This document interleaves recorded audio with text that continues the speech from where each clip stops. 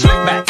No, no, slick back. That's what I said. Slick back. No, nigga, I'm a pimp named Slick back. Pimp named Slick back. Pimp named Slick back. Nigga, are you deaf? I'm a pimp named Slick.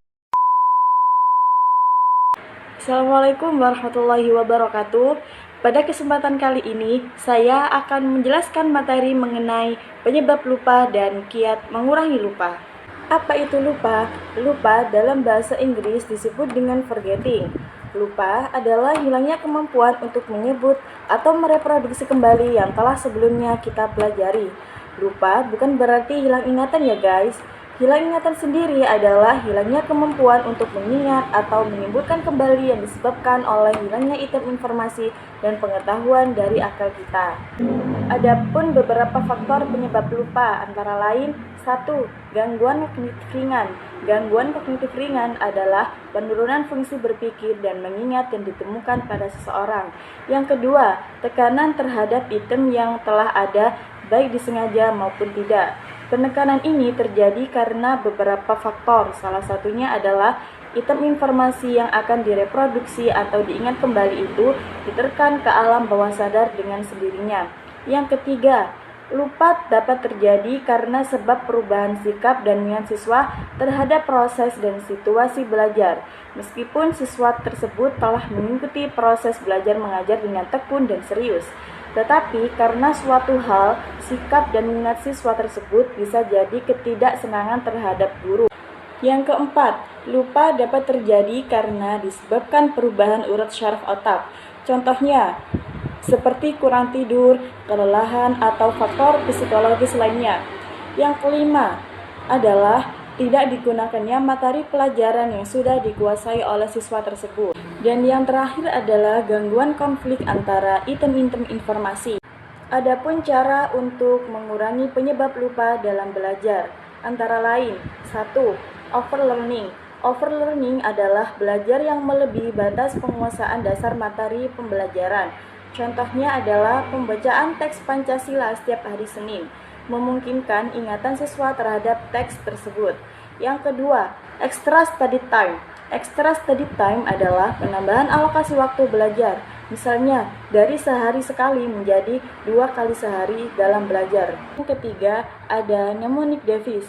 Lebih sering disebut mnemonic saja berarti kiat-kiat khusus yang biasa dijadikan alat pengait mental untuk memasukkan item informasi ke dalam memori siswa.